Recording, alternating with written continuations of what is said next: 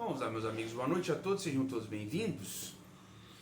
Olha só, o senhor Renan Santos, fundador do MBL e uma espécie de Olavo de Carvalho do movimento também, né? Uma vez que é sempre ele que está ali criando os vídeos, introjetando na ideia dos seus seguidores o que seria ali o escopo imaginário das práticas do MBL. Ele hoje gravou um vídeo, né, cujo título era Rindo da cara dos otários que votou no Lula, né, ou que votou no PT. Uma coisa mais ou menos assim.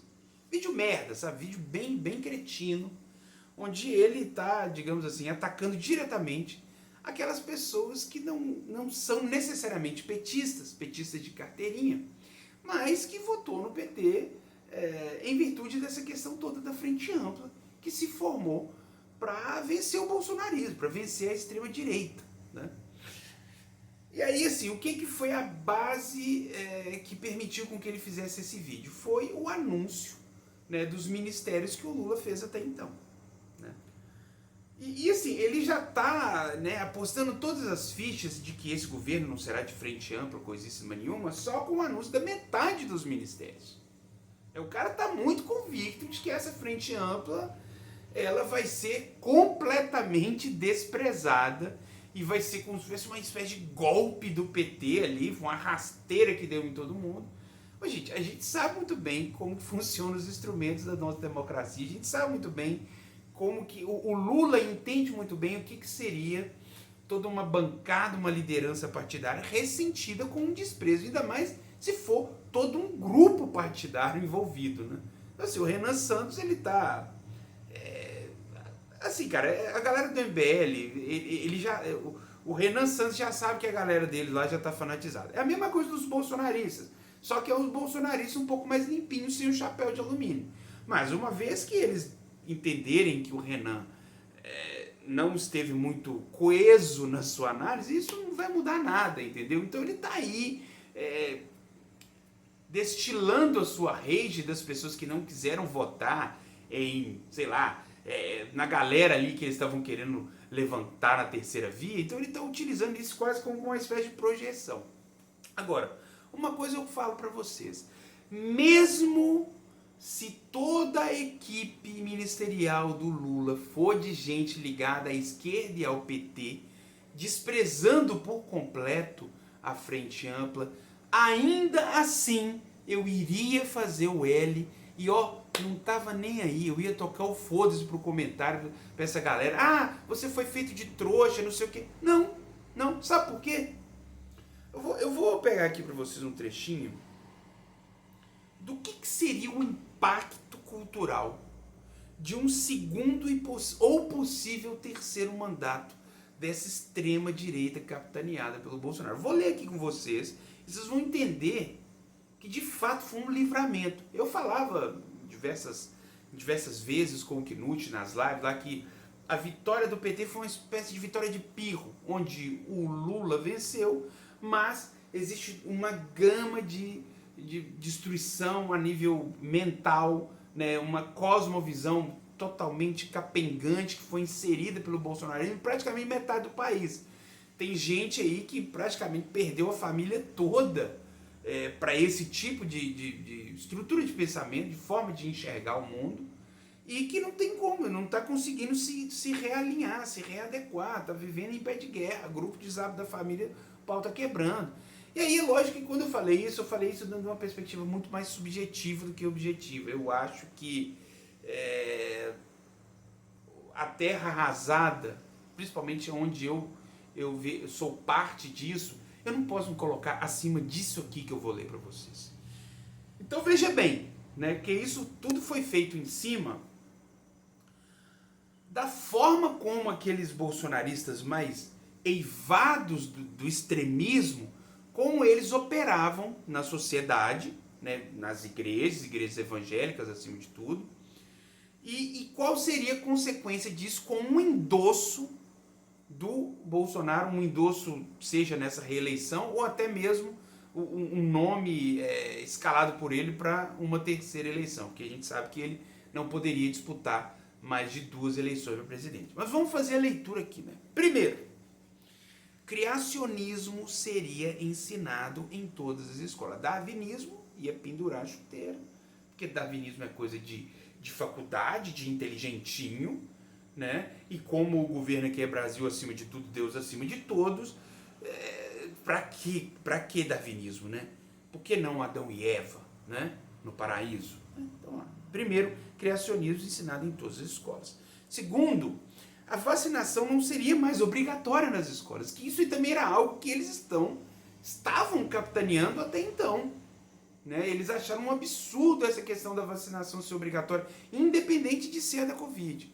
Porque a da Covid foi só o estopim para eles problematizarem toda a ideia da vacinação. Eles acham que aquilo ali está injetando veneno. Tem uns que falam até em chip líquido. Né? Você vê como é que a cabeça já está zoada, né? 3. Câmeras sairiam dos uniformes policiais e teriam toda a chancela para matar e dizimar pessoas em ocorrências sem responder. Porque também tem toda essa ideia lá do excludente de ilicitude, que era uma agenda bolsonarista, que se fosse reforçada nas urnas, talvez ele teria muito mais facilidade para encampar isso aí. 4. O aborto seria proibido até nos casos previstos, como a moléstia, né? E demais variações, né? Pessoa que a gravidez de risco, porque essa pessoa tem uma visão completamente transcendental, uma visão religiosa disso aí. Acredita-se que uma vez que você fez a interrupção, né, você é uma pessoa demoníaca, você é uma pessoa que está fora dos planos de Deus, e etc, etc. Isso, gente, é a forma como essa gente do Bolsonaro, principalmente os radicais, eles pensam. Isso iria ecoar de tal forma se esse cara fosse reeleito.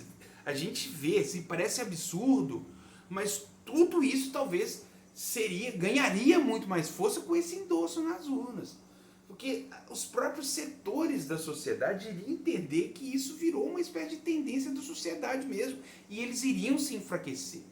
E aí o bolsonarismo iria ficar muito mais forte. Seria uma coisa assim, teve um recuo, né? É igual a onda do tsunami. Né? Primeiro tem todo aquele recuo, que seria ali o que foi o primeiro mandato, sem muitas vitórias expressivas, sem nada. Ia ser um recuo, mas depois com esse endosso ia vir aquela onda que ia transformar isso tudo numa grande terra arrasada. Né? 5.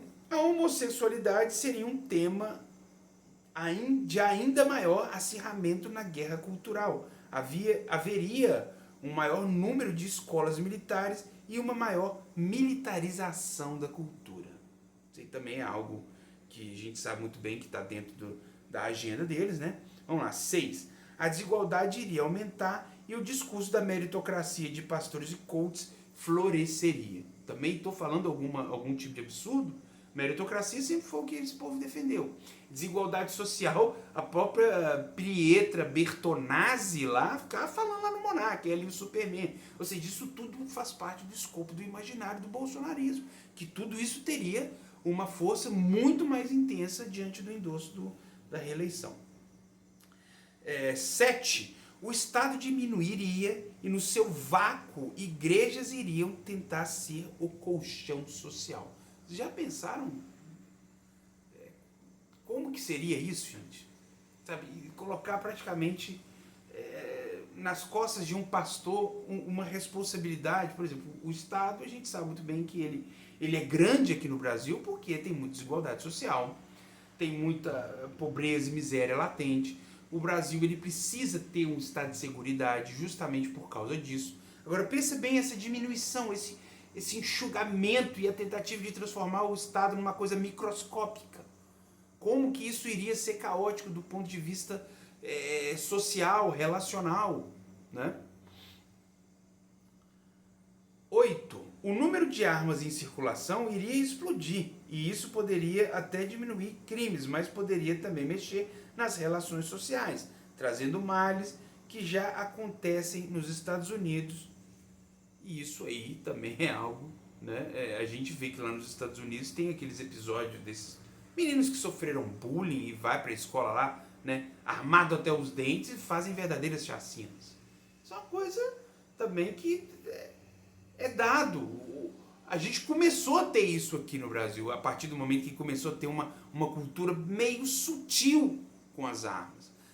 A cultura armamentista no Brasil, é bom a gente deixar isso claro, ela ainda é bastante sutil. Tá? Ela não é uma coisa que está totalmente inserida, mas mesmo assim aparece um aqui, acolá. Né? Teve um episódio lá em Suzano, né, que foi em 2019, né, assim que o Bolsonaro assumiu. Teve aí esse menino lá em Aracruz também, né? Ou seja, esse tipo de escândalo, esse tipo de situação de patologia social seria muito mais latente, né? 9. Nossa política externa se consistiria em seguir os Estados Unidos e Israel a despeito dos nossos interesses. Também é outra coisa, né, que a gente sabe muito bem que o bolsonarista raiz mesmo, ele é sionista e americanista. Ele quer transformar isso aqui numa espécie de Estados Unidos mequetrefe. Né? E o fato deles terem toda essa roupagem cultural iria fazer o Brasil ser uma espécie de cachorrinho dos Estados Unidos. E a gente ia desprezar todo o nosso interesse nacional para ficar tentando americanizar o Brasil, com essa agenda das armas, com essa agenda do liberalismo, né, do capitalismo selvagem, da diminuição do Estado, do menor compromisso do Estado, essa coisa da dívida ser algo que dá até morte, isso aí ser bastante levado a sério, né? Aqui a gente tem situações onde, por exemplo, o direito de família impede um despejo de uma família de uma residência. Lá nos Estados Unidos, não. Arruma uma dívida lá nos Estados Unidos e não paga para você ver. Você pode ter uma família que vai todos para debaixo da ponte. A hipoteca vem forte, meu amigo. Entendeu? E por aí vai, cara. São essas situações que, né? E aí vem essa galera do MBL, sabe? Querendo que a gente vote no unicórnio. Né? Votar em coisas que não existem, em situações. A gente tem uma realidade. E essa realidade era Lula e Bolsonaro.